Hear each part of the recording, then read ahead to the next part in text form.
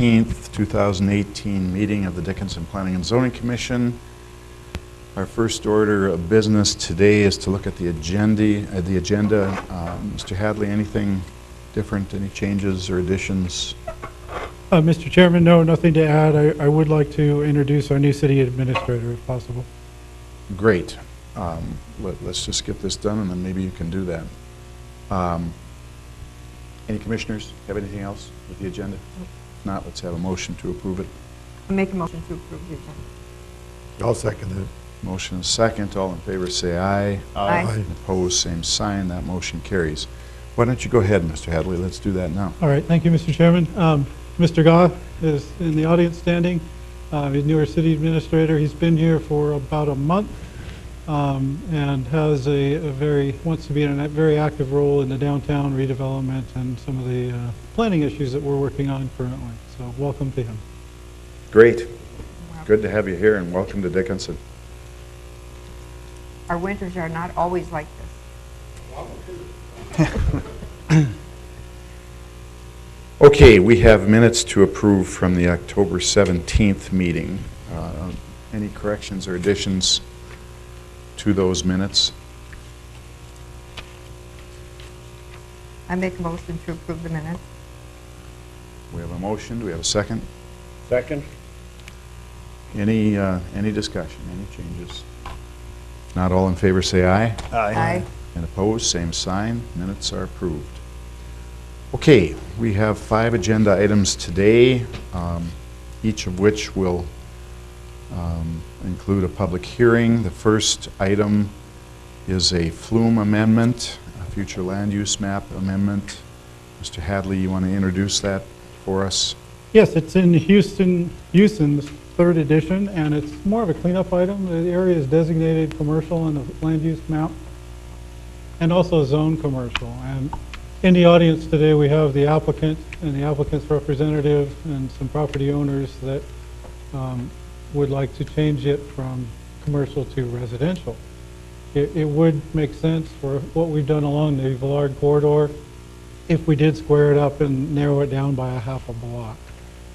So I did pick Mr. Jackson's brain a little bit on the past history and Stevens as well.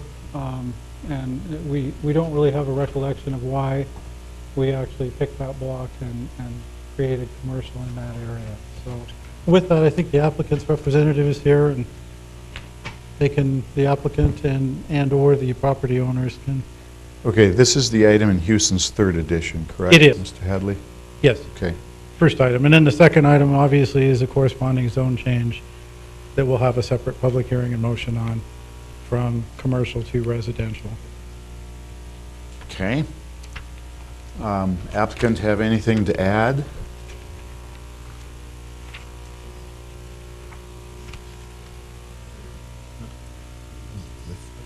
Their neighbors. Yeah. We're talking about the Houston's 3rd edition I'm off of sorry, 21st. I jumped ahead because Yeah. I was talking to them first. That one is adjacent to Players, and it's just east of Players.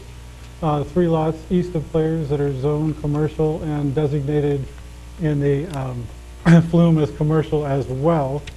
Right across the street is a residential property. To the obviously to the west you have Players, to the east you have vacant lots and predominantly a residential area. They're looking to develop it as single-family residential. Sorry, I was talking to them first. So. Okay. And it has a corresponding zone change from commercial to residential as well. They're kind of very similar applications. And it may seem like an obvious question, but I assume the applicant has plans to build single-family homes. That's correct. On these that's lots? Correct. And we chose. They were encouraged to pick the R2 designation because that's kind of our buffer zone between commercial and single-family in most of our community. Okay. I don't know if the applicant's here. Anything to add? The owner. Good morning. Morning. I am Pat Brenn representing the Badlands property and Michael Fisher, and we are just asking for the zone change from commercial to R2. And in the purpose of selling the lot, so Okay. that's all I have.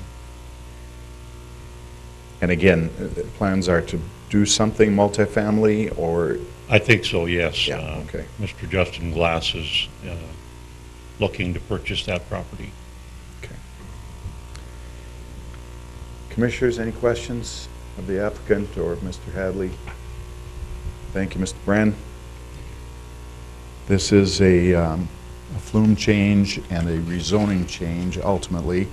We're just addressing the flume right now, but we will open a public hearing and ask if there are any comments from the public. If there are, please step forward, just state your name and any questions that you might have or any comments on this request. Anybody from the public? It appears there are none, so we will close the public hearing. Look for any comments or a motion from commissioners. I think it's a good move. I move the City of Dickinson Planning and Zoning Commission recommend approval of FLM 00418, FLM amendment from commercial to residential as depicted in Attachment A, and meeting all the requirements of the Dickinson Municipal Code and also being in the interest of the public health, safety, and welfare with no other additional requirements. I second it. We have a motion and a second. Any more discussion? If not, we will vote. All in favor say aye. Aye. Opposed, same sign. That motion carries. Now we'll address the rezoning from commercial to R2 for the same property. Anything to add with the rezoning, Mr. Hadley? All I can add, Mr. Chairman, is that there hasn't been any, it's been noticed and in the paper and notices mailed. There haven't been any comments from any of the adjoining property owners Okay. on this. Okay, again, we'll open the public hearing and ask if there's anyone who'd like to make comments on the rezoning aspect of this property. Any comments or questions? Appears there are none. So again, comments or questions from commissioners or a motion? I move the City of Dickinson Planning and Zoning Commission recommend approval of REZ-007-18, zoning amendment from GC General Commercial to R2 Medium Density Residential as depicted in Attachment A, and meeting all the requirements of the Dickinson Municipal Code and also being in the interest of the public health, safety, and welfare. I'll second that. We have a motion and a second. Any discussion? If not, all in favor say aye. Aye. And opposed, same sign. That motion carries. Okay, Mr. Hadley, now we'll move to the Young's 5th edition. Now we can do, thank you, Mr. Chairman. Now we can do the one I was talking about at first, huh? Yeah. Young's 5th edition, number of lots, there's 6 lots in this. It's a finger that sticks up, zone commercial, it sticks into a single-family residential area. No real record of why or what the rationale was of why we did that. The homeowners, I don't believe, knew that it was commercial, and they would like to change the flume designation to residential from commercial, and then also the subsequent zone change, which is the second or the fourth item, from commercial to R2 as well. And there haven't been any public comments that I've received since we noticed this as well. Any questions of Mr. Hadley? Okay, does the applicant want to say anything? Mr. Davis? Good morning. My name is Jeremy Davis, and I am kind of representing the residents on the affected areas there. We discovered this about a year and a half ago. I have one of my mom and dad's properties on 7th Avenue West listed for sale, and we discovered that it was zoned commercial, general commercial, instead of residential, which certainly proved to be difficult to sell as a residence. Prior to Mr. Hadley taking his position, I believe I discussed, whoever was in that position prior, back then I discussed this with him, and he mentioned something about a rebuild certificate, a rebuild letter that may have been issued to the residents of that area in the past, somewhere around the year 2000, I believe, when this rezone, this West Fullard overlay happened. And that was supposed to allow a new resident, new owner of a property there to acquire a residential mortgage on a property, even though it may be zoned general commercial. I've spoken to every single owner of the properties in that area, with the exception of one that is vacant and looks to be in a distressed property possibly. And there is no recollection of a rebuild certificate of any kind in anyone's records. And my mom and dad do own 2 properties on 7th Avenue West, and there are no records in their folders. So I guess twofold, we certainly would like to see this rezone happen. At least the 2/3 of the block, or whatever that case might be, that the rest of the overlay looks like.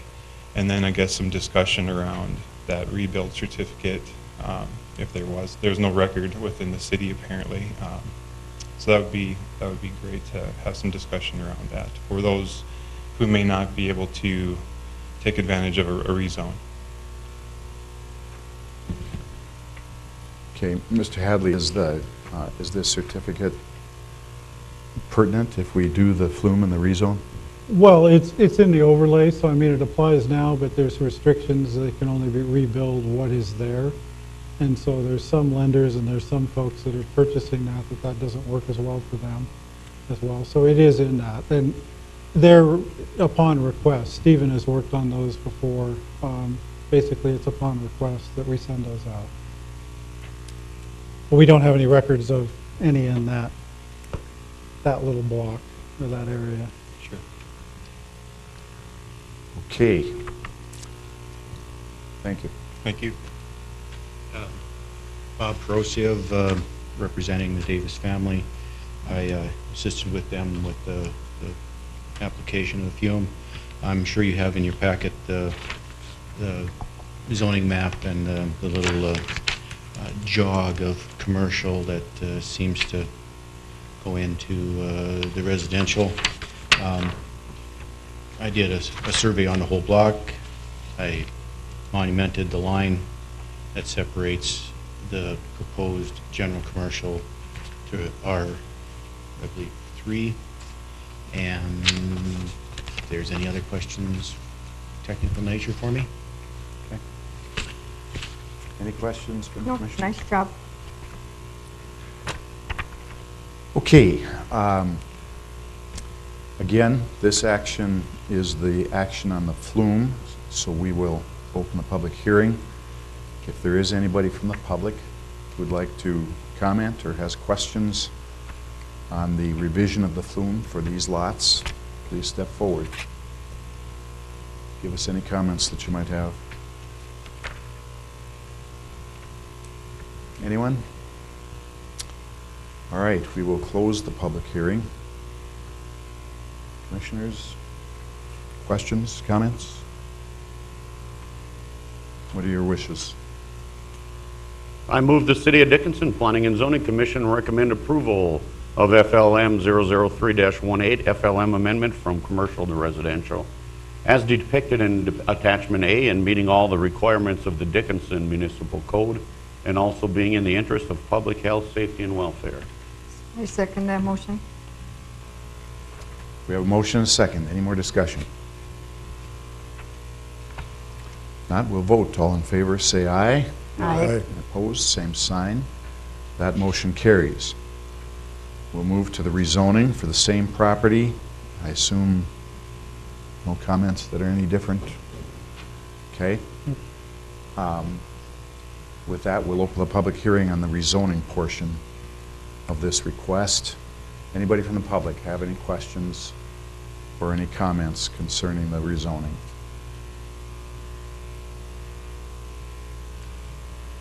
There are none, so we'll close the public hearing. Questions or comments from commissioners? And we need a motion. I move the City of Dickinson Planning and Zoning Commission recommend approval of REZ-006-18 zone change amendment from GC General Commercial to R2 Medium Density Residential, as depicted in attachment A and meeting all the requirements of the Dickinson Municipal Code and also being in the interest of the public health, safety, and welfare. I'll second that. We have a motion and a second. Any comments, any discussion? If not, we'll vote. All in favor, say aye. Aye. And opposed? That motion carries.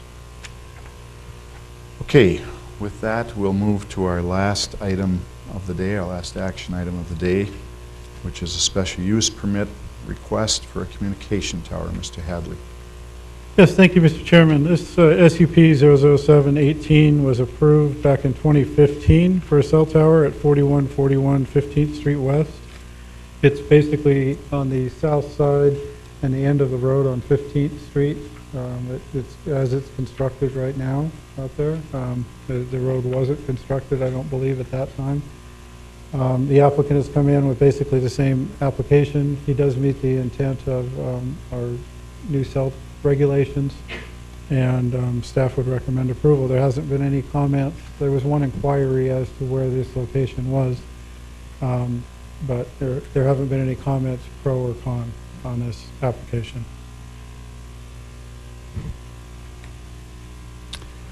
Okay, and again, this is a request that we did approve Back in 2015. 3 or 4 years ago. Yep.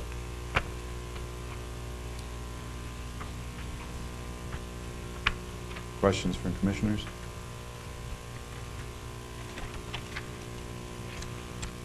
Is the applicant here and care to add anything? Good morning. I'm Rob Vieira, Buell Consulting. Morning. Just to add, Verizon, we do have funding now confirmed for this. We plan on building for next year for sure now, so we did not have that before solidified, but now it has been. So we want to improve coverage as quickly as we can here, and we have the funding now to do so, and at some point in summer next year, I think so. Okay. Thank you. Any questions for the applicant? All right. The SUP looks for a public hearing as well, so we'll ask the public if there are any questions or comments on this application for a special use permit for a communication tower. Anybody from the public?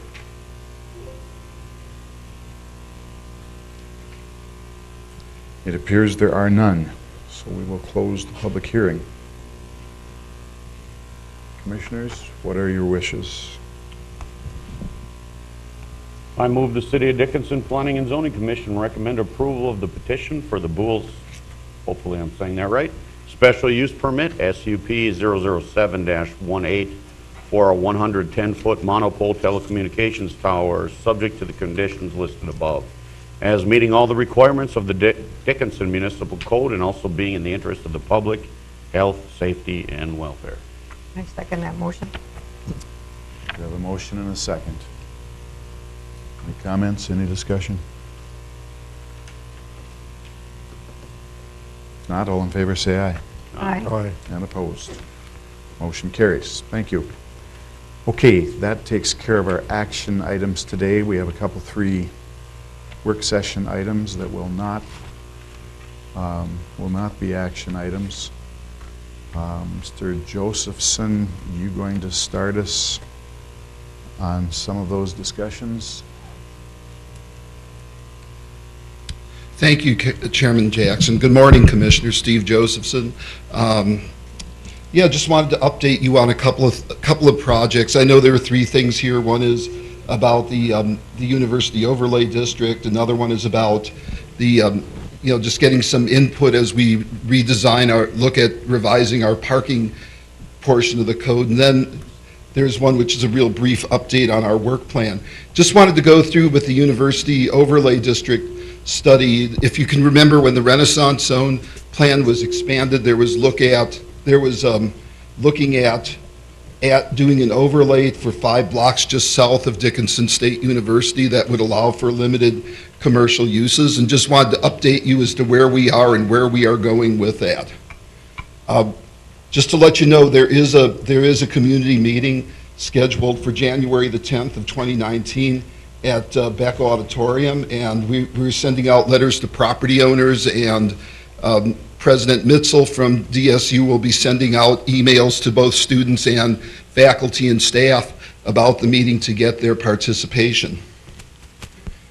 Just wanted to show you this is what we showed to the President's Forum and also the presentation that we're preparing for that general meeting, where we just take people through a brief description of what zoning is and what an overlay district is, for those folks who perhaps are not familiar with those terms. And then one of the things we want to do is discuss with them how there already are overlay districts that do something similar to what's being looked at in just south of DSU.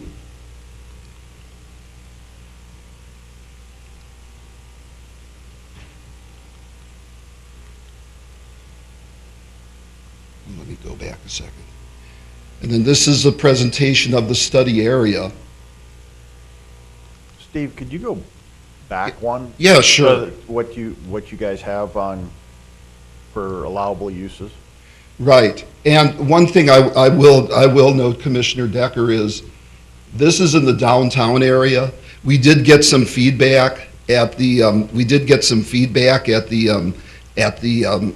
president's forum. You know, certainly some of these uses might not be appropriate in the area just south of DSU, and that's one of the reasons we're holding a community meeting, is to see what would be appropriate in that area. I have another slide coming up that summarizes some of the feedback we got at that forum. So this is the existing downtown overlay district. One thing I will note is the downtown overlay district we have now that's primarily commercial. The city did this to recognize the single family residences that are already downtown and to make them conforming uses. This is a different situation where we're looking to bring in commercial uses into an area that's zoned residential.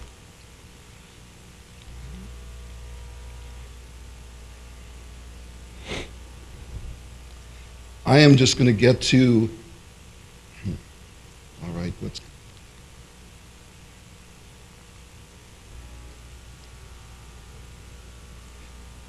so one of the things we wanted to talk about with the people in that area is presently that area is zoned high-density residential. There are a number of non-commercial uses that are either permitted in the area or are allowed through special use permits. Certain types of office uses, dance studios, clinics, and home occupations. You know, this is to just let people know that right now, where you're living, you can have non-residential uses approved in that area. And it's just to tell them too that this is part of the Renaissance Zone. This is, let me get to the meeting that was held on November 20th, and this was the President's Cabinet meeting in open forum. It was attended by about 30 to 35 people, and that doesn't count the people who attended over the internet. Most of the people who were there, they were primarily faculty and staff. However, there were some students who were in attendance. Some of the uses that were identified by attendees were a photo equipment shop, a student testing center, coffee shops and restaurants. They talked about a need for child care centers, which is actually permitted in R3 zoning, convenience stores and grocery stores, and limited retail. The idea of having things that would be walkable, that both the people who lived in the area and also the staff and students at Dickinson State could walk to. We did get some feedback from attendees as to what they considered as undesirable uses. Any sales of alcohol, including bars and restaurants that served alcohol, tobacco sales and vape shops, and outdoor storage, those were three that were identified by people there saying they did not want to see those uses in that area.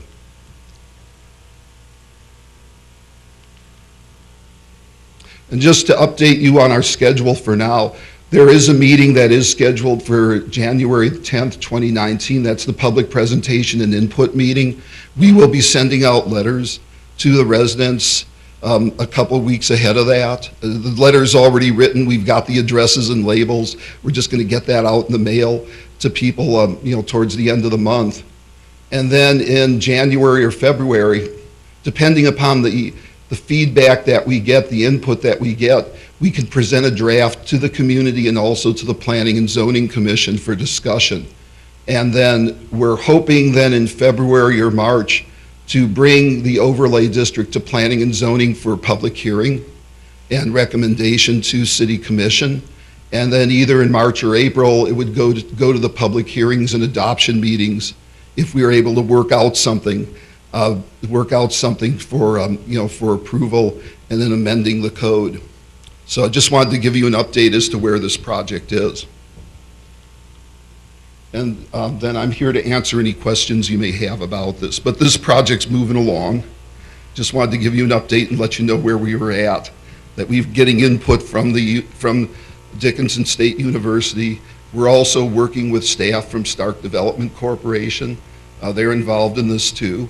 So just wanted to let you know where we're at and when we tentatively think we can bring something back to Planning and Zoning for discussion and then for a public hearing. Anything for Steve? Stephen, the only other thing I'd add is that, nice job with that, was we don't want to compete, and we've talked to DSU about competing with the services they provide on campus, and they're comfortable with the list so far of the uses that we're looking to do. We have to be a little careful on what we provide, otherwise the entire campus will go across the street or down a couple blocks every day. So trying to work that out. Yeah, yes, we will. And as I said, President Mitzel has been supportive of this. In fact, he actively participated in the forum that we had. And there appears to be some interest, at least from the people who attended. So we'll see what comes out at the January meeting. I know one of the other things that we talked about too was also a design phase of this, some way to make this area look distinct, and then also a way to connect this area to the downtown. And there was one comment I wanted to make, because mostly we've thought about making a connection between Dickinson State so that students can get to the downtown area.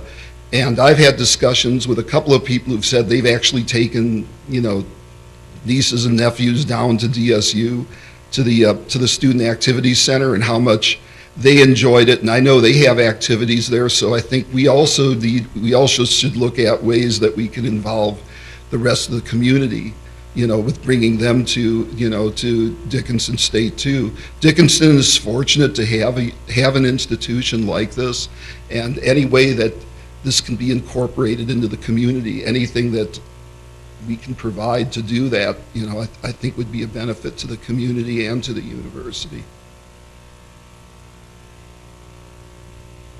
It seems that we're doing this to present an opportunity for property owners, developers, whoever it may be.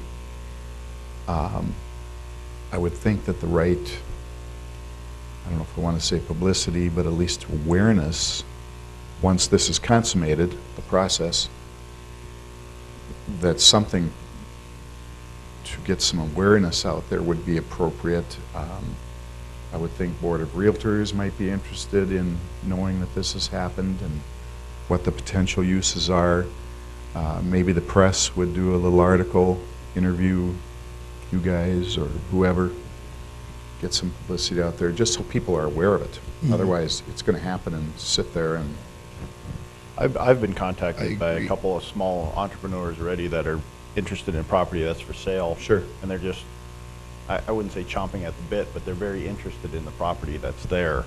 And they have some unique challenges to what they want to do, but I think it would fit into exactly what Steve just explained. Sure. I mean, and it would provide a service that's not on campus.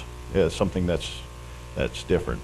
And to back what Steve said, I know growing up in the community, the time when it seemed like the student center was very open to us, but that was our only indoor pool in the wintertime back in the day, you know, and it had other activities going on in the student center, so I think we used it as you know, young people back then.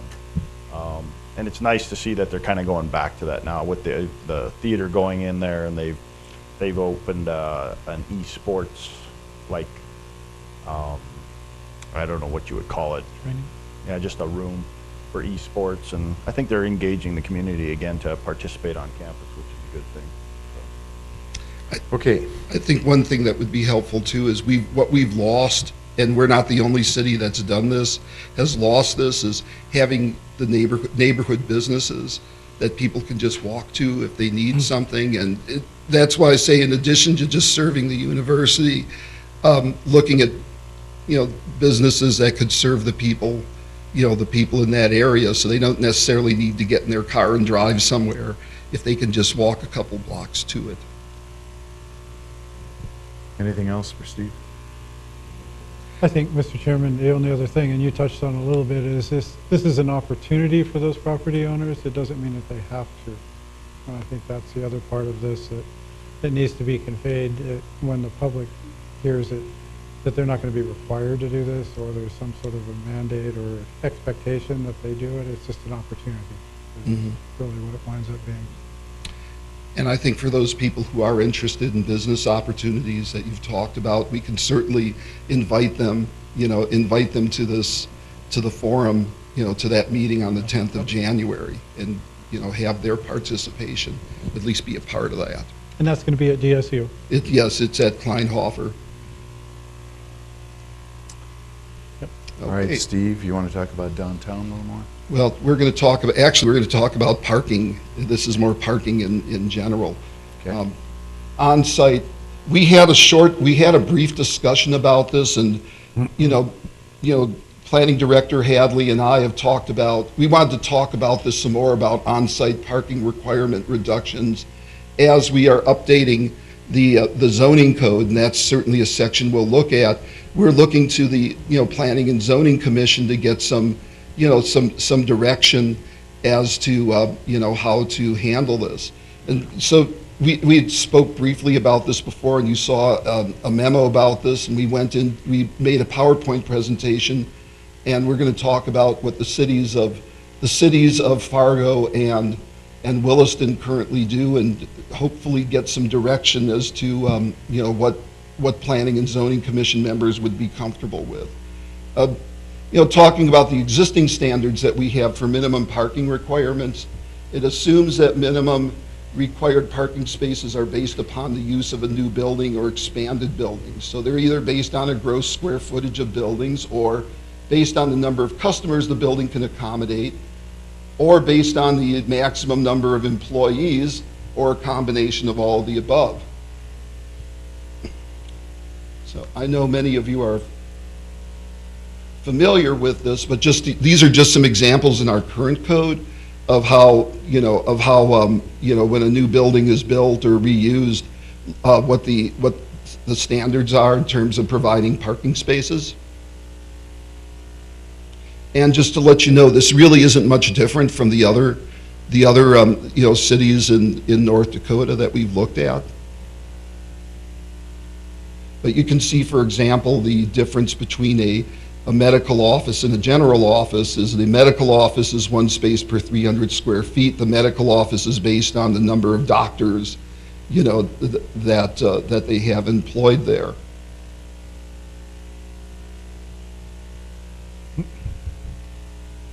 And then the other thing that our code has, and again, this is similar to other codes in the area, is these are stores with different functions, you know, different functions in them. So it might be a combination of, you know, of offices and some other uses in there, and these are generalized.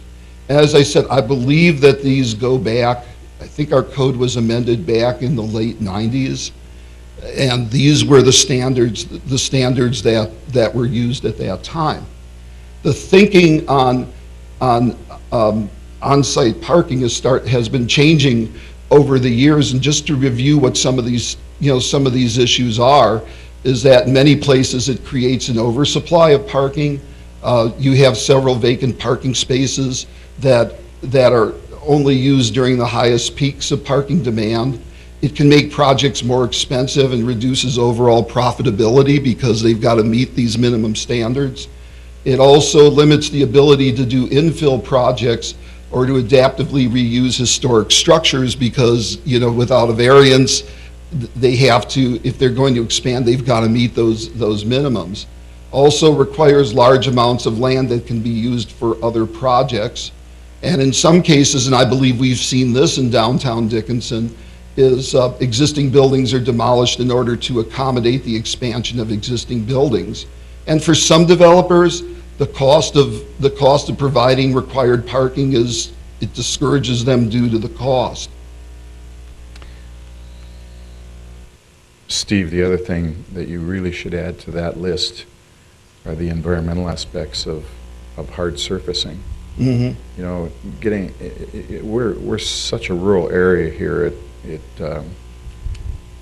doesn't come to mind as much for us, but in most places, hard surface areas are controlling a lot of land use decisions.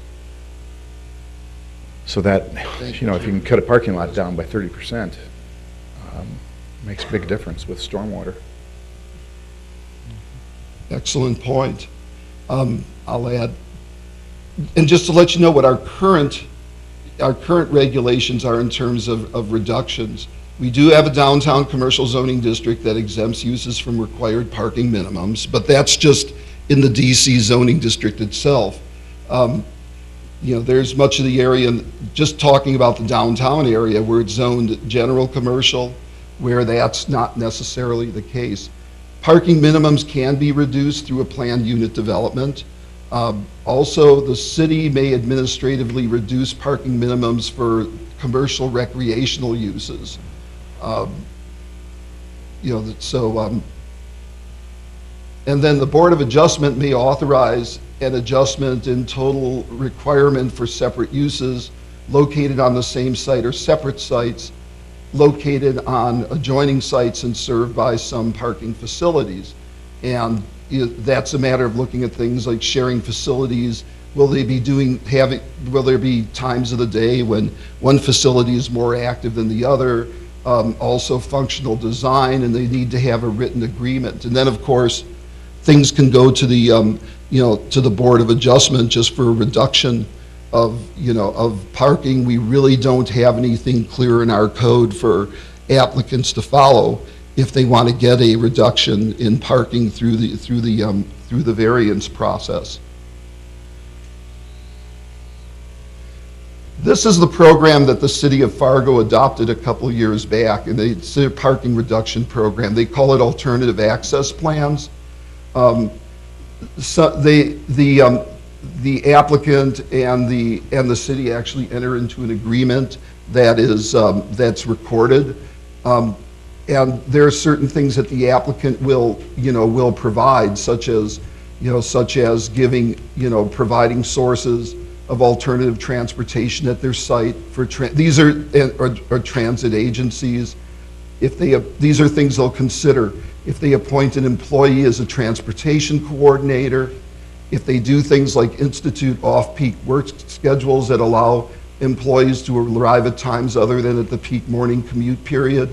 And I found we do have at least, I know KMM does that, where they'll allow people to come in. Their shift might start at 8, but they'll allow people to come in at 11 as long as they get their 8-hour day in. They're not so much concerned with when they show up, but to make sure that they work. So there is some practice for that. Provides preferred parking for each registered carpool or van pool. Offers cash or in-kind financial services for employees choosing to commute by carpool, van pool, or transit. Provides bicycle parking or special accommodations for bike riders, or offers valet parking for customers. So these are the things that a company might come up with in a plan that the city of Fargo would consider for parking reduction. We're asking for a reduction of X number of spaces, and we're going to do this in order to reduce the, the automobile, our employees driving to or from our place of work. Applicants are required to submit a survey clearly indicating the types of proposed transportation management activities and measures. After city approval, an agreement between the applicant and the city is recorded and becomes legally binding. The agreements can be amended, and also the agreements expire if the property is sold. And they do this, there is both an administrative process and a process that just goes to planning and zoning. In Fargo, their zoning administrator is authorized to review and act on alternative access plans if the plan proposes a reduction of no more than 25% of the required parking, or 25 spaces. So that can be done administratively. Still, property owners within 150 feet of the subject area are notified of that there is a, that there is a request to do this. And then also, if it's more than 25% or more than 25 off-street parking spaces, it goes to the Planning and Zoning Commission, and they take action, without, it doesn't necessarily go to City Commission, but it goes through their process, and they handle it as a conditional use permit, which is similar to our special use permit. So there's both an administrative process and a process that goes to public hearing, depending upon how much of a reduction the property owner is asking for. And then this is Williston's parking reduction process, and they've had this in place for a number of years. They can be granted by planning and zoning based on the following findings. And many of these are similar to a variance.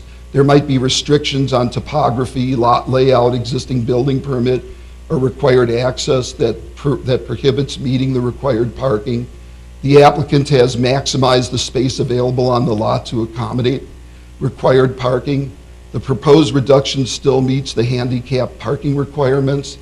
The proposed parking reduction shall not cause a recognizable impact on traffic or adjacent property owners, and the proposed parking requirements shall not adversely affect public health, safety, and welfare. And as I said, this comes to planning and zoning, and I believe they handle this like a special use permit. Okay. Having some clicker issues here, just a moment. And again, the applicant is required to submit a market study for similar uses in similar situations that would justify the reduction. And then the Planning and Zoning Commission can grant a parking reduction as either a reduction of the required parking ratio or a reduction of the total number of parking spaces. So these are just some alternatives as we look at amending that portion of the zoning code. Allow for separate staff and Planning and Zoning Commission approval, use innovative approaches similar to those used in Fargo, could also give people credit for things such as having wider parking spaces or a combination of wider spots and compact car spots and wider drive aisles, and maybe create a downtown parking area that includes not just the DC zoning area, but the adjacent general commercial area, or adopt standards similar to the ones that are used by Williston. So we just wanted to run through these two things that are on the books here in North Dakota and get some feedback before we start working on amending that portion of the zoning code and bringing that back. I know when we talked about this before, there was definitely some interest in giving flexibility to property owners, so that if they did want to ask for a reduction in parking, but just needed some rationale, and also just wanted to get a feel for what processes y'all might be comfortable with us bringing back to you. I'll ask Planning Director Hadley if he has anything else he wishes to add at this point. I don't think so. Thank you, Stephen. I think the only thing I would have to ask is that as everybody's out in the community driving around, you can see this in action at wherever, the high school, at the hospital, the mall. You can see where some of our parking requirements have required this level of parking, and we're really using this level. If we have an extraordinary event or whatever, yes, then sometimes we use more, but overall, we don't use the parking that we require in a number of the places. Some strip malls that we have, and they're kind of built for the worst case scenario, kind of what Stephen was highlighting on, but I think maybe a balance of that would be a good place to shoot for, but I would just be observant as you're out and about, daily routines, checking out convenience stores, checking out how things operate. As Stephen said, that was the 1990s criteria. It comes back to what Gene was saying, stormwater, impervious surface, increasing that. It costs more, and if we're costing more to put it in and we're not really utilizing it, is it worth our while to do for a city? Is it worth our while to require? So there may be just a mechanism that allows us to ease those in certain opportunities. Well, you look at the hospital, how much parking they have comparative to what's there daily. About half that lot on the northeast side is never used. I don't think has ever been used. What always comes to my mind are the big boxes, at the Right. mall, Walmart. They just never get used. Yeah.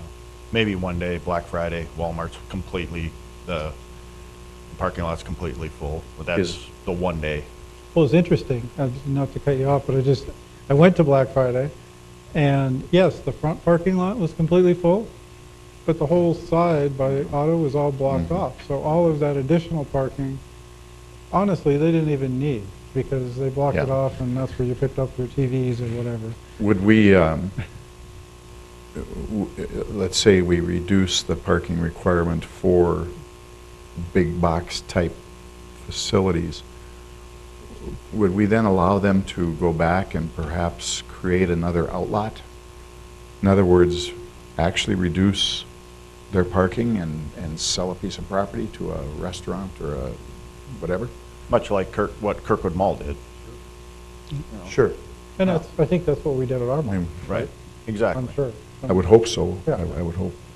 Yeah, that's been one of the issues that's been identified in other cities is you're spending all this area on parking, and that piece of property could be developed with something else. And then the flip side is, there are properties that you have a hard time finding a place to park. Well, Often. an example It's of usually that. restaurants. Yeah, over on Villard and State, that strip mall there on the corner, that's horrible getting in and out of it many times during the day. And the parking, seems like the lot is too narrow for the location backing in and out of your spot, so I urge caution on this also. Yeah. Well, I think, just to jump on that comment too, the mayor and I talked about a little bit of size of parking stalls and aisles. And I know Mr. Kubis and I have visited as well, as far as looking at maybe requiring a little wider and a little wider aisles. Because a lot of times, if you have narrow aisles, it's really difficult to navigate if you're driving an F-250. And Absolutely, and we have a lot of F-250s and SUVs up here compared to the rest of the country. And So, it might be more site-specific for Dickinson or this region. One of the things that's very noticeable to me, I believe any Costco parking lot you go into, it's really wide parking spots. And I really appreciate that. So that's the other side of it. Doing that adds more impervious surface. But Well, then the west side of Walmart, that just turned into a big truck parking lot because they weren't using it. Because I see a lot of vehicles parked there that probably shouldn't be. And then the restriction also builds into the design. If you look at a couple of the pharmacies that were built in town, because of our requirements, they had to design their buildings in a certain way and place them on the lots in a certain way. And I'm talking about the white drugs.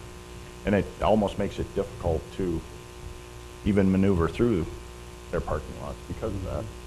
So I think if they would have had a lot less,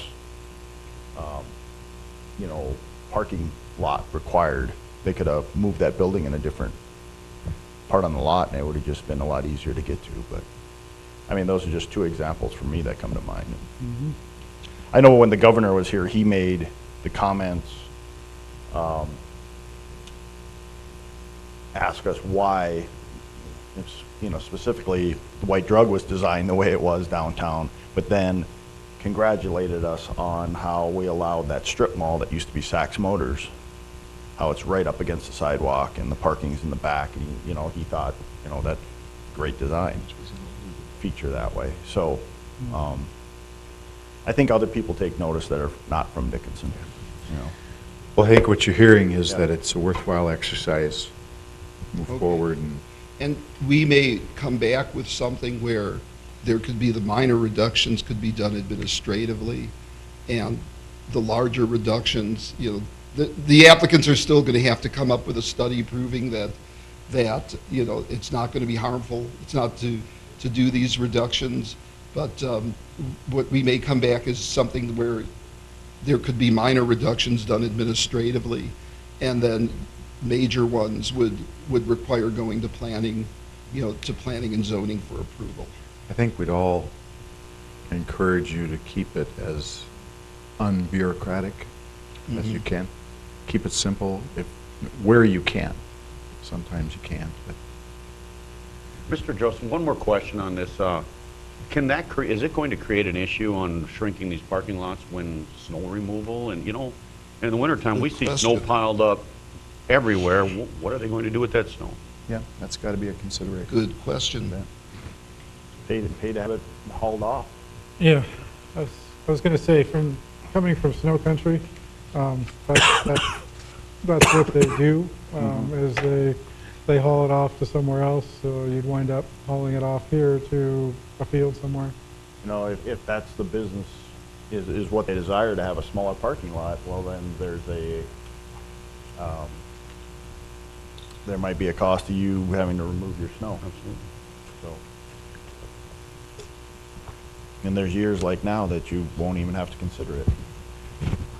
Next, Mr. Right now. Josephson. Okay. Wait in a month. This is just a very brief update.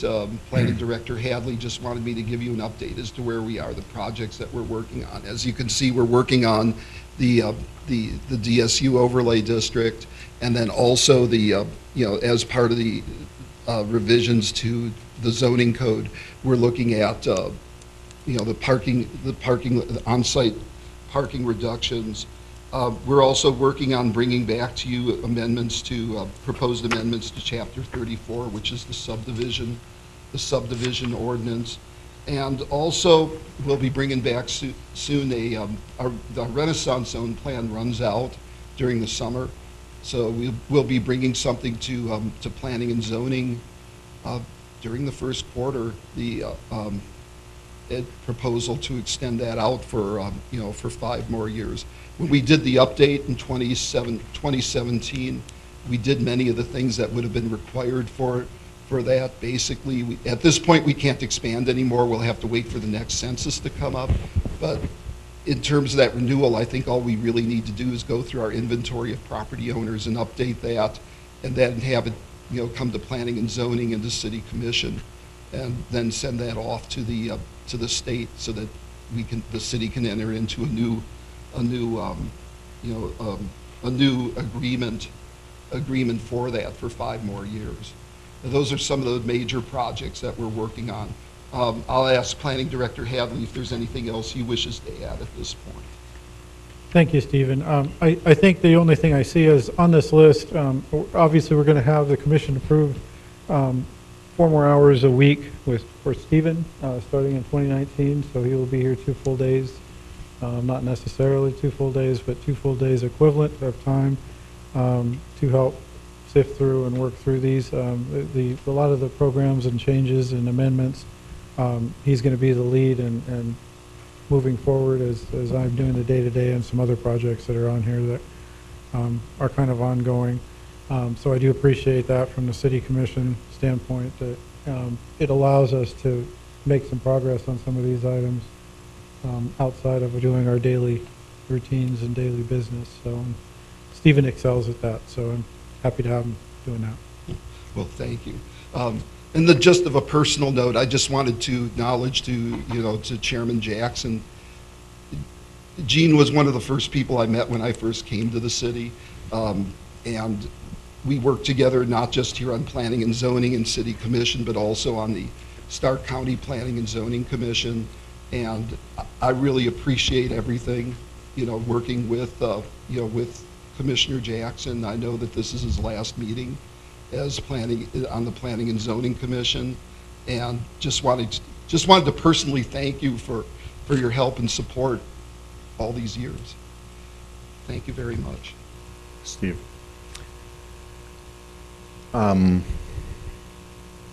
Okay, I guess with that, we want to talk about membership and terms a little bit, huh? You can lead that discussion. I don't think I am. I think Attorney Murtha Okay. is, actually. Ms. Murtha? But thank you, Chairman. Mr. Chairman, actually, in discussing, when I was asked by staff to comment on this particular item, it was with regards to interpretation of the code and the membership terms and requirements of the city code and state law.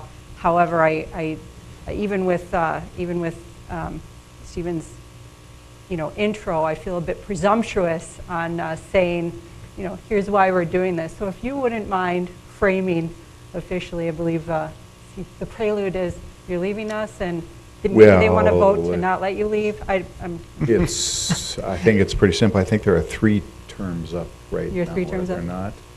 And mine is 1, and I won't be re-signing. And so I think the discussion is not just those 3 terms, but I think this board has operated with 1 seat at least not filled. That seat in the ETZ. I've had discussions with Mr. Elkins repeatedly about that spot, and he said they have advertised it. They just have nobody applying. These are not positions people normally Well, volunteer for. You got to go out and find them. I have asked city staff, because I do know of someone that is reluctant to apply, that wants to apply, that lives in the ETZ, just feels there may be a conflict of interest with one sitting board member already here. And then as the research has actually, what is flushed out is there's actually 3 ex officio positions, and I am one of those. And technically, myself and our city engineer, Mr. Kubas, are the other ex officio members, so apparently we're supposed to be voicing our opinions far more frequently than we have been, but still not voting. Right. Well, I was going to say ex officio suggests non-voting. Mm-hmm. Right. But that's, and Mr. Gaw has some of that information, and but looking into the ordinance, as Mrs. Murtha said, that my actual position, I'm supposed to be in that ex officio, and then with that discussion, I said, okay, now we're sitting as a board makeup of I guess it's 7 right now. Well, if I remember correctly, 4 are designated. There has to be 1 city commissioner, there has to be 1 county commissioner, there has to be Park and Rec, and there has to be 1 from the ETZ. So the other 3 are basically the only open spots. But the ETZ, like I said, the ETZ, my discussion with Mr. Elkin is they just had nobody apply. And the 1 person that I do know that lives in the ETZ has not applied because they think there might be a conflict of interest with another member, the relationship to another member. So what's the question before us today? Well, go ahead. Well, we do have applicants that have submitted their name. 5 applicants, Mr. Gaw, if So I guess what we're gonna have to look at is, one, who's gonna take your place as chairman of the board? And then, do we want to, we've actually had this discussion, do we want to expand it so we have enough members that consistently show up, or do you feel as a board we have enough people showing up? Like this morning, we have 2 members absent, and we still have a quorum even if, you know, I'm not here, so. Or are you comfortable with just the 7? Because I think that by ordinance, Mr. I'll Goff- read this paragraph. It's, this really clears it up. This was actually brought to me as a staff question. As Walter noted, I'm in week 4, so they find these things and they bring them to me and say, gosh, what are we gonna do? So this is the exact paragraph that talks about membership on this commission. The city administrator shall appoint, with the approval of the board of the city commissioners, 6 or 7 persons to serve on the planning commission so that an odd number is always maintained. One of those positions shall be a sitting member of the Board of City Commissioners. One of those positions shall also be a member of the Board of Parks and Recreation. In addition to the members appointed by the city, the Planning Commission shall include 2 persons appointed by the County Board of Commissioners that reside outside of the corporate limits of the city, with one of those from the extraterritorial zoning area of the city. So that defines 7, then it also names in the next paragraph the ex officio members of the mayor, the city attorney, and the city engineer. So what we're going to do moving forward ahead of the next meeting is make sure who we have. So the mayor will be moving to the ex officio role. Jason covers the other commission seats. So what do we have for the county seats? What do we have for the open seats, and trying to fill that extra territorial position? So that's what we're going to try and do in advance of the next meeting. And then, in my understanding, what you just read, that the county appointments both should live outside the corporate limits. Correct. So I don't, because That leaves me out. that disqualifies the dean. You know? And how many, there's only two county commissioners that live outside the city limits, right? That's Jay and Carla. Right. And there, if I may jump in, there was also some discussion about the fact that historically the county commission has appointed from its own membership. However, that's not a requirement of either the code or statute.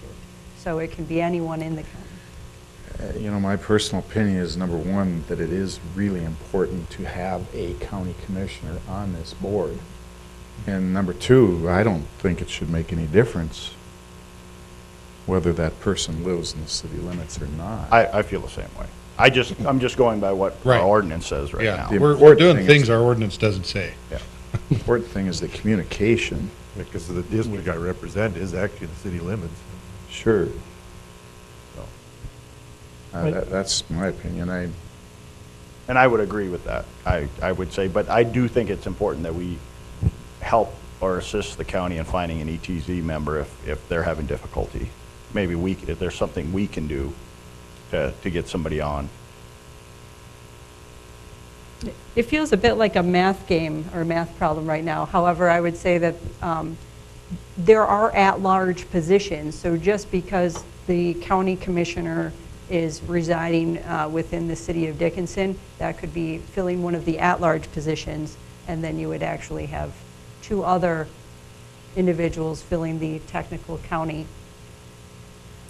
I've always had a concern, even when I sat on the city commission, I've always had a concern that, not so much with the county, maybe with the county a little bit, but with city commission, that there are some issues that come before this board, and maybe there are 2 or 3 meetings and lots of research and lots of discussion, and a decision finally made, and then it goes to city commission, and there's 10 minutes of discussion by people who haven't been privy to all the hopefully good discussion on this board, and a quick decision made. That's always, so point being, the city commissioner presence is really important. Yeah. I don't think Jason or myself plan on leaving. Yeah. We plan on being involved. So even if my role changes, you know. we find it's important too, and that's why we have 2 commissioners on the Stark County Planning and Zoning. You know, so. But it sounds like the ordinance needs to be cleaned up. Yes. And That's accurate. But in the interim, there's also the need to appoint membership, and one of the, and of the 5 interested individuals, none of them reside in the ETC. So I think part of this discussion was to see what additional direction the Planning and Zoning Commission wanted to provide, to see how much more effort we should put into filling an ETZ spot. I think also that as you appoint new members, that you should do it with the mission of this board in front of you. And I believe that there's a preamble paragraph to our zoning code that kind of lays that out. It'd be worthwhile, I think, for everybody to take a look at that as you're appointing new members. This board, I've always felt that there are issues as intense or more than what come to city commission. And we both serve. Not these days so much, but, you know, when things are busy. I haven't been at the mobile home parking ordinance. Yeah. But no, I agree with you. I mean, in the last 2 years, there's been some very heated discussions in here, and I'm sure before that, during the boom, there was a lot of heated discussion within these, you know, these board meetings. So I don't think anybody should approach being on city planning and zoning or county planning and zoning and take it lightly, because there are some important decisions being made. There's a lot of pressure gets put on this board at times. You are the, I mean, you are the long-term planning for the future of the city, so yes. I guess. Do you have the Mr. direction you need? I think so. I think maybe Mr. God and Attorney Murtha and Mr. Kuvis and I couldn't get together and maybe propose an amendment of what we would, how we'd want to change the makeup of the ordinance, and then pursue the ETZ member somehow. I was going to say, we can We all agree definitely on that. amend the ordinance. The requirement for the ETZ member does come from state statute, and our ordinance relies on the state statute authority for its membership. So I don't know that part will be amended out. The board has a vice chairman that can act for a month or 2 if you need that to happen, and flesh out the membership. And We'll get it straightened out. Well, and I guess it makes me think too, Mr. Chairman, that Mr. Decker should be involved with us, because you could be, because you're an ex-official member. Is that correct? Mm-hmm. In that process and crafting, prior to it coming back to the board. That would make sense. And so my term is up, and I opted to, Thank you. but is it okay? We reappointed you last night, Oh, so Okay. yes, it's okay. Congratulations.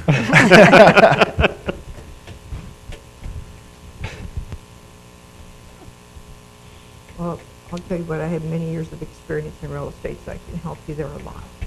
But if that is it, I would also like to thank you, Mr. Jackson, for countless years of service to the city.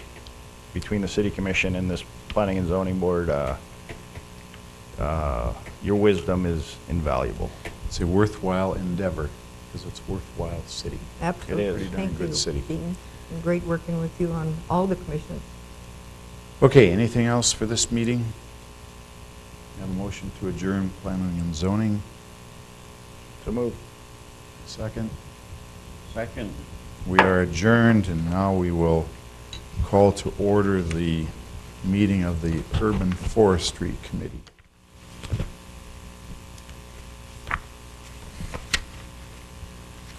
I would make a motion to approve. Second. Any discussion, any corrections or additions at all? Not, we'll vote. All in favor, say aye. Aye. And opposed? Okay, those 3 minutes are approved. Mr. Hadley, you gonna walk us through this? I'm gonna start her off, yes, Mr. Chairman. First, I'd like to introduce Vern Colm, and he is our new city forester. It started late last spring, I believe, and he was very busy hitting the ground, planting trees. We had Gary, Public Works, had hundreds of trees waiting for him, and so he hit the ground running and doing the removal program all last year. He and I have been working on a few little projects together, and our goal is to really keep planning and urban forestry working together and moving forward. But you know, he and I think, both agree that the direction of this, we combine the Urban Forestry Board with the Planning Commission for the sake of keeping it moving forward and actually active. I think he's already reached out to some folks in the community and has a few people that are interested. He's going to reach out to a few of the members that don't attend, that are still on our committee, and try to form a separate board. So that is one of the goals. We're going to try to do this year. Until we actually do that, you will still serve as the Urban Forestry Board. So we'll try to make a smooth transition when we have that set up. But he is here to kind of go through just kind of maybe introduce himself and also introduce what he's thinking the plan is for 2019. Welcome, Mr. Kwam. Thank you. And it's great to be able to meet with you folks and hear some of the things you're going through, especially with membership and stuff, because I found some very little in there as far as direction, but I'd like to look at the wide focus of the board to widen out, and I'll talk a little bit about that later. I've included basically a short resume of my background and career. I've worked in various agencies. I've got a bachelor's and master's degree from NDSU in horticulture and forestry, and I've worked for several cities as well. And I guess when I went into grad school, I had this feeling that urban forestry was where I was at. Of course, at that time, programs back in the 70s weren't available out there. Minnesota actually in 1980 just decided that they were going to pursue a urban forestry program, and so it was very rare out there. So what I determined to do is actually minor in community and regional planning classes, and so I'm fairly familiar with some of the things that you folks go through. And I also there was a shelter belt renovation project, and that was an open assistantship with NDSU, and so that's how I started basically pursuing that aspect of it. Throughout the year experience, I've grown, actually I felt like I've grown with the term urban forestry over the last few years, because at that time basically a lot of urban forestry programs got started with Dutch elm disease. And basically it's probably been fairly new out here compared to in Fargo and some of the other eastern parts of the state that have had that program, but of controlling with Dutch elm disease. But the thing is I've dealt with smaller communities as well as bigger communities and the way they've handled those programs. I've also been in my own private consulting business since 1985. I've done some landscape plans, some park planning, testifying on court cases for shelter belt injury and spray drift. Gotten very much in the whole area, and I call my business Dakota Tree and Landscape Consulting. I'm a proprietor. I'm the only one here. So I've had the activities of actually working within government agencies as well as in the private sector. I don't know if you have any questions. I can over that, I can surely answer any of those. Otherwise, I pretty much had an agenda that was pretty simple, and I figured just basically just acquainting you with who I was and what we're after and what I foresee in the Urban Forestry Committee. The second document you see is more of just a application form more than anything. It's always good to have an application form just because members like you've reached with people that serve on the planning board need to take it really seriously. You know, it's not one of these nice things to come to a meeting and socialize or just sit on a seat and then go back home. It does take some dedication, some interest in the field, and a stake in it. I basically pulled out this first section here as far as what urban forestry is and what these are basically duties of the city forester. And it's planting and managing of single trees or tree populations in urban settings for the purpose of improving the environment, the benefits of it, whether it be energy conservation or, you know, just in a yard or a whole development. We're looking at shade and winter protection as well as from wind and things like that. I also look at, you know, urban forestry. The other big factor is property valuation. I think that trees enhance it.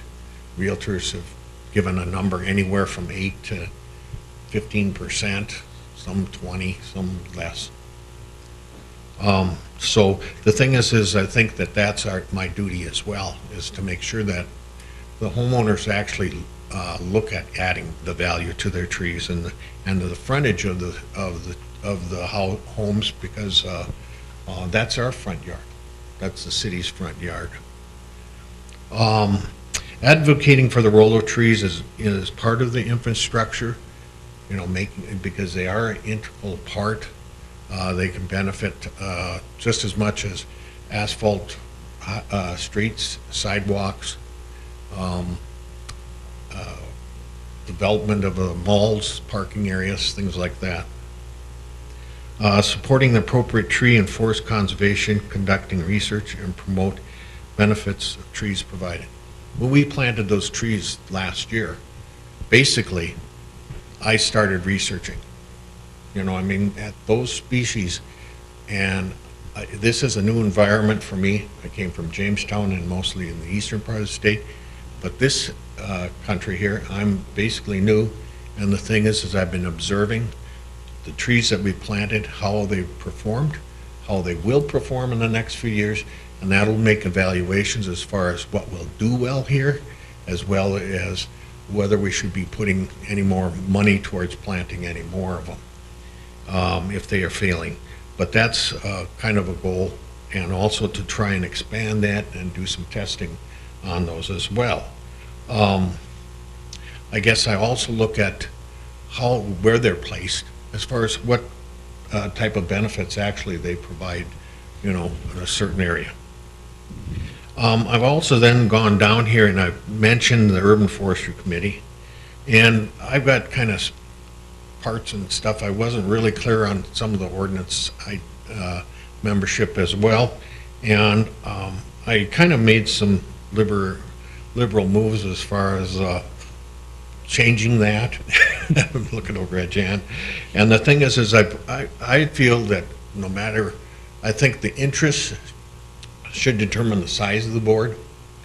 I welcome ex officio people as much as possible, and you mentioned the county board on your committees. The thing is soil conservation district. I feel we need to have somebody on our board for that. The one guy I'm looking at is going to have to be ex officio because he lives in Hettinger. So the thing is but I think he's very essential, because I mean, that's our link, and we tie things together. In North Dakota, basically, they plant trees for windbreaks. We're out on the prairie. Windbreaks affect us just as much. as they do for them. And they feel the same way. I think the close working with the Parks and Rec and the university are important, as well as the Extension Service. I guess I'm just feeling out for this. This application form is basically for anybody that's interested. I don't mean to walk in here and say, okay, thanks for serving and you're gone, because I know you guys have probably been elected to certain terms, you know, and so if you're in between there, I did find in there that the biggest thing is, as far as membership, is that they need to be alternate terms. So the first meetings will probably have 1 year service or 1-term positions, 2-term positions, and 3-year positions. So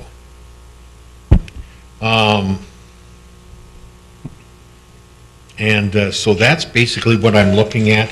I've talked with several people, the prospective members, and I think we can, you know, that I'd like to see. I also like to see a larger number of just the general public. I do have a couple people in mind for that as well, but that have indicated interest. And so the thing is I think from there, between there and this committee, we can work together to form the new Urban Forestry Committee. Future program and activities, I think, you know, as an advisory group, I think that it's important for the members to be able to also participate in the activities. Arbor Day, maybe even sitting at a booth at the home show, looking at being out there wherever. I want to actually see more than one planting program at Arbor Day. I'd like to see several groups to get together and do plantings. I'd like to involve the schools.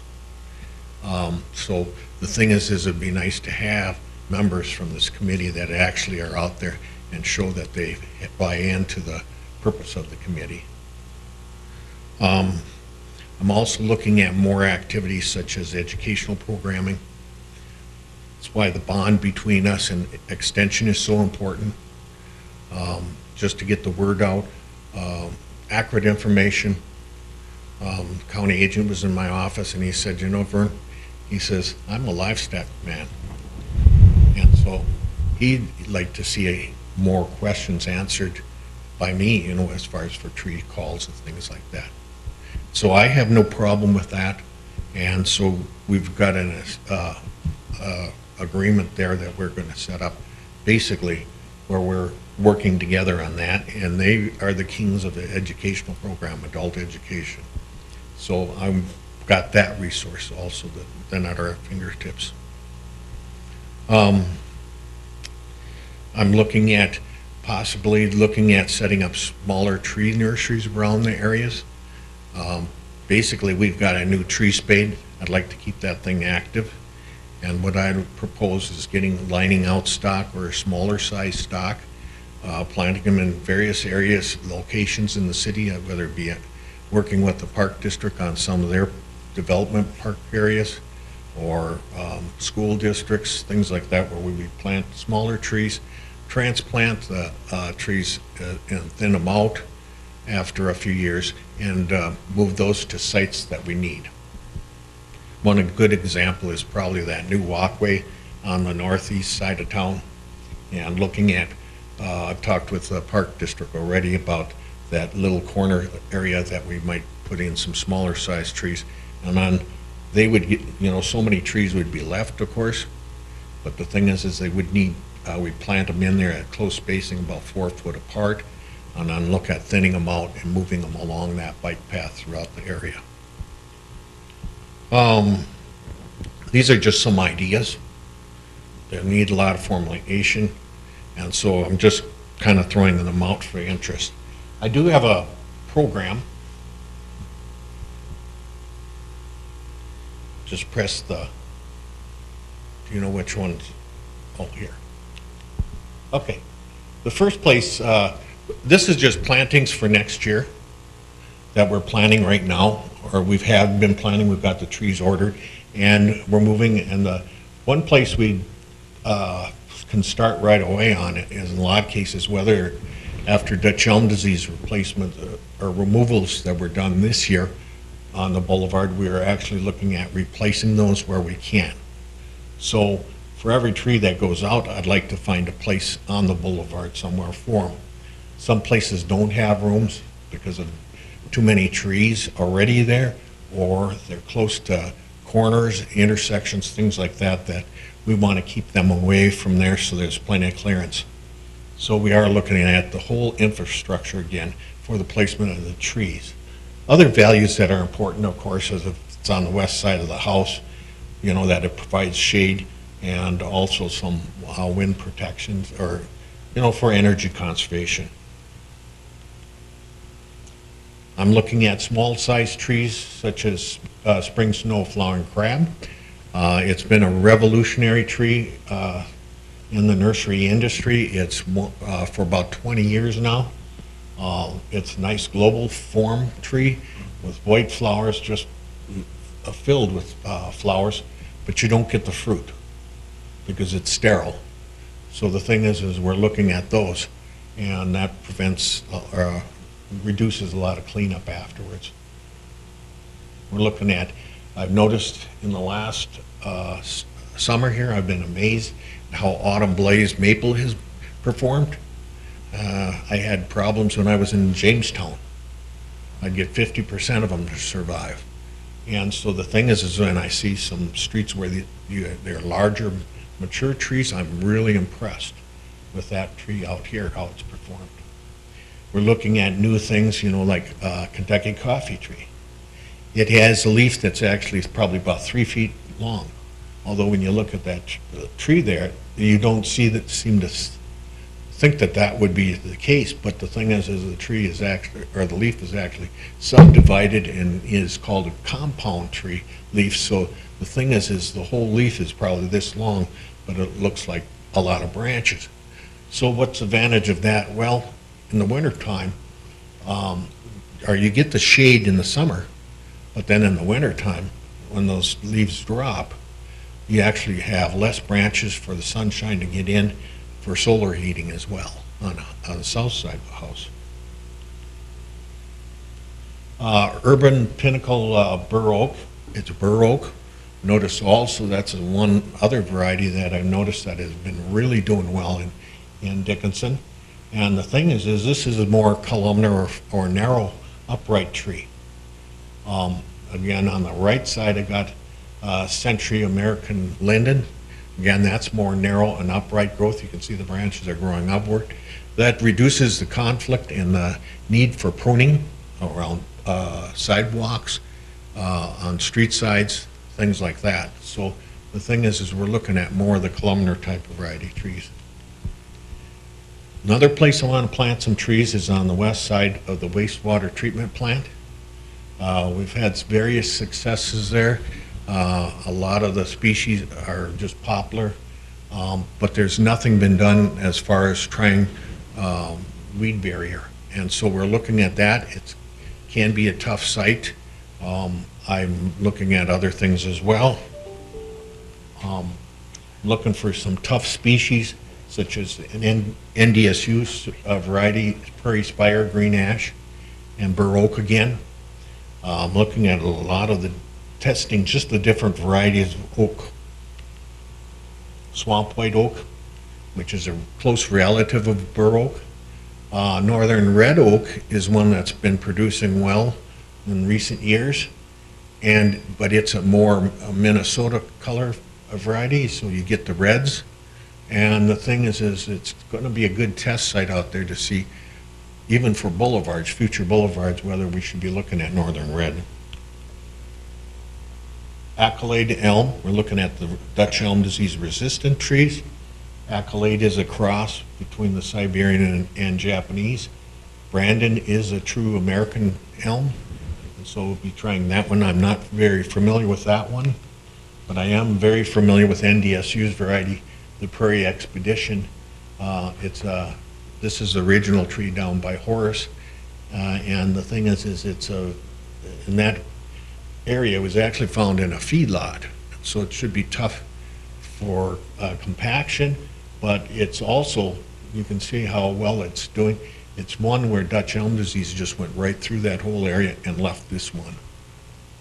New Horizon elm, that's a tradition one that's been out there for quite a few years. Prairie Expedition's probably been out there for 10 years.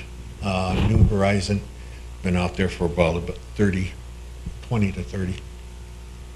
Looking at soil sulfur, treating some of the soils, high pH soils, to lower them, to make more of the micronutrients that are so critical as far as getting trees started, and getting some of the iron, the manganese, zinc, some of those other micronutrients that are tied up by sodium in the soil. This tends to like, or sodium likes sulfur better, and so it drops some of the micronutrients and then provides the sulfur. Plus the sulfur also is an important nutrient in the soil. And looking at the compost that it invariably has mycorrhizae or microorganisms that are already set up in the soil, and they're so critical as far as the mending together of the soil and also the extension of the root system of trees. Looking at weed barrier, some people look at it as an expense, but I look at it as very much of an opportunity of planting the trees in there. That holds moisture, keeps us, again, out on the prairies, we're looking at trying to retain that soil moisture. And so the thing is the weed barrier holds that moisture in there, keeps the wind off the soil, and you can go in. I worked with NDSU Extension Service during the centennial year, and if you remember the state centennial year, that was a dry, those were 2 or 3 dry years. And the thing is we put this out on one site, and one guy, soil conservation guy, told me he went underneath there, couldn't believe that there would be moisture in that soil. Went underneath the fabric in the middle of the summer and actually was able to find moisture in that soil that he was able to ribbon it along or make it stick together. So that means there's enough moisture underneath there for field capacity. And wood chips, again, just because they can make things attractive, they also keep the wind exposure from the soil and the evaporation of that water. Looking at areas here, we removed a couple of Siberian elms that were dead, and so I'm looking at some of these areas to try and complement the signs, entrance signs to some of to the town. I'm looking at things, such as hot wings to Tyrian maple, which actually gets a red seed in the middle of summer. So again, it's extending our summer color. We're looking at spring snow crab that provides spring color. This is fastigiate spruce. I'm not real familiar with it, but we'll find out more about it. And it's more narrow. And again, evergreens they're so important in our landscape because they provide winter green in color. We planted at Public Works, we planted these 3, we planted about 7 Colorado spruce, fairly good size. We want to continue on in planting in that area. And we've got such a vast area out there that we can look at that again for testing of different varieties for the area. And I'm looking at it, especially 3 different types of Juneberries, because they're so so beautiful as far as the number of flowers per plant. And the thing is Regent is actually named for the city of Regent south of here, so it should be a tough one. We're looking at Autumn Brilliance because it can give you a beautiful fall color in addition. And this is Standing Ovation Service Berry. Actually, this is one I'll be learning more about. Again, we're going to be looking at the tough green ash and bur oaks. The elms, we're going to be looking at those. And this is also a place where we can have meetings and actually go out and see how these varieties are doing down in the future. This is one that's fir that's from the Rocky Mountains, and it produces purple cones. And with fir, it's kind of different because spruce, the cones hang down, and the pine, they hang down. But the fir actually, grows upward. So it's very unique in its growth habit, and then it has this purple cone aspect that really sets it off as a unique tree. And the Royal Splendor spruce produces male flowers that are actually deeper red, and so they actually set off when they're all over on the tree. They actually add color as well. And plus, we're using our old dependables, Black Hill spruce and Colorado spruce. I was asked to go out to the museum and work with Bob Firm and Doug Costelletti on doing something in the front. And we're looking at probably removing some of those things around there that are crowded around the signs, giving it a new look. Where that's still in progress, but we did get some things. I started thinking it'd be nice if we've got dinosaurs inside, why don't we have some living fossils on the outside, such as trees that lived, or prehistoric trees that are still in our growing in this world today. And so we're looking at some bristlecone pine. Again, that's a unique one. It's survived in certain areas in North Dakota, and the thing is so we're going to try one of those. We're going to try some yews, some Taunton yews. They're the hardiest ones. They're a little more of a shrub evergreen. Autumn gold ginkgo. People have heard of ginkgo, and so autumn gold is my background. We've had several of them growing in Jamestown, and the thing is so we're going to try them out here, see what their performance is. NDSU, I've been in conversation with NDSU, Todd West over there, and he said he's got some ginkgo trees that are seedling trees that are doing pretty well out in the field, and he is committed to send at least one tree for us out here, as well as a katsura tree, which is very unique, and it's growing on campus in Fargo and doing really well. And so the thing is again, these are trees that we don't commonly find in North Dakota. Also American larch and Siberian larch. The unique things about these is they have nice soft needles, they have nice small little cones, and the thing is they'll turn in the fall they turn yellow, and they drop and just like a deciduous tree. So, but it has the form of a spruce.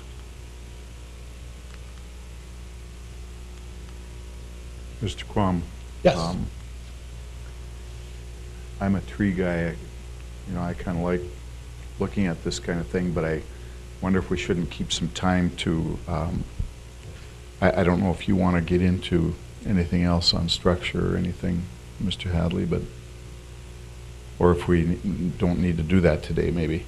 Well, on the structure, I think we're still working out how that's going to work. Obviously, Vern is going to take the lead on everything urban forestry for the entire community. And then, I'm going to be involved in a support role, but I also am going to keep striving and moving forward on the downtown improvement. So we're internally, I guess, we're working on that. It isn't necessarily going to be the board. In my opinion, it's not going to be a board discussion as far as how that's done, but I think Vern has a good snapshot of what he's now been in the community long enough that he's noticed. He and I have gone around and looked a little and had some discussions, and I think we're going to put our heads together on where we can use his expertise, but also the types of trees that we can maybe start replacing that aren't doing well, and have a little diversification in town. So, Vern, do you want to? What kind of time frame? Maybe that something Okay. that Gene is. Well, this is the last section, actually. This is just the entrance on West Villard, the new area that was just developed or changed. And so what we're looking for, we planted trees in there last year, some hackberry, and alternated them with a honey locust. And they'll give you a more upright face shape as you come into town, and then underneath the wires, you'll see the Japanese tree lilacs, which will have flowers. What I'm looking at going in there is put a lot of compost in there. I want to put some evergreens in there, such as creeping junipers, Prince of Wales, which is a nice green one, and then offset it, we've got blue chip.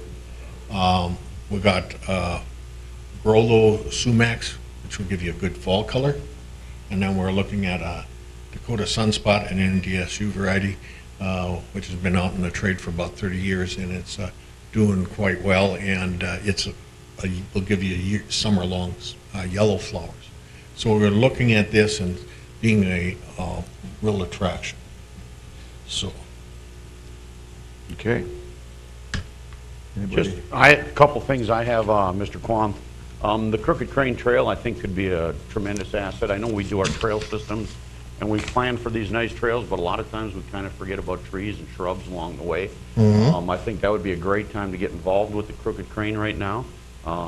There's a lot of area along the railroad tracks, which I don't know if we need some special permission there, and working with that I think would be a great idea.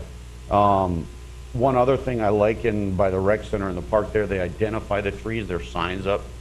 People walk around, they see, oh, this is a silver maple, or this is this. And it gives you a good idea what works in the town, and hey, oh, I like that tree.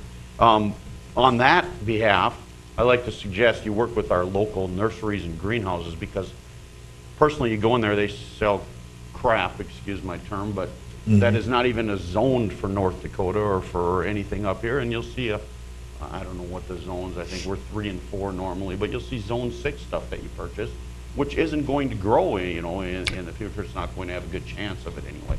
So I'd like to see you work with them a little bit. Sure. And maybe educate them, or maybe just, or they could have here's the suggested trees for planting up here that we recommend. And these are approved for boulevards, because I see a lot of boulevard trees that get put in that grow too wide and they block traffic by views and things like that. Sure. And I don't know what I did, but the thing is I identified that one of the ladies that's interested in getting on the committee actually owns the nursery out in the Southwest, and so I believe in her husband used to be city forester. So the thing is they got a good handle right there. The thing is, as far as some of the other nurseries, you know, like Walmart and things like that, that's a difficult thing. And the thing is I'm always interested in trialing things, but I'm more realistic. I'm of the old school that says North Dakota Zone 3. I recognize that the department, well, now the thing is the Department of Agriculture has come out and basically said that we're just about all Zone 4. Well, I think what that does more than anything is sell more tree books, because people are changing what zone these trees fit in, and the thing is they're not really looking at the locality. And so the thing is I also would like to do, since we have the resources at hand, between that Parks and Rec building and experiment station right across the street, there is such a resource out there of the trees standing right there.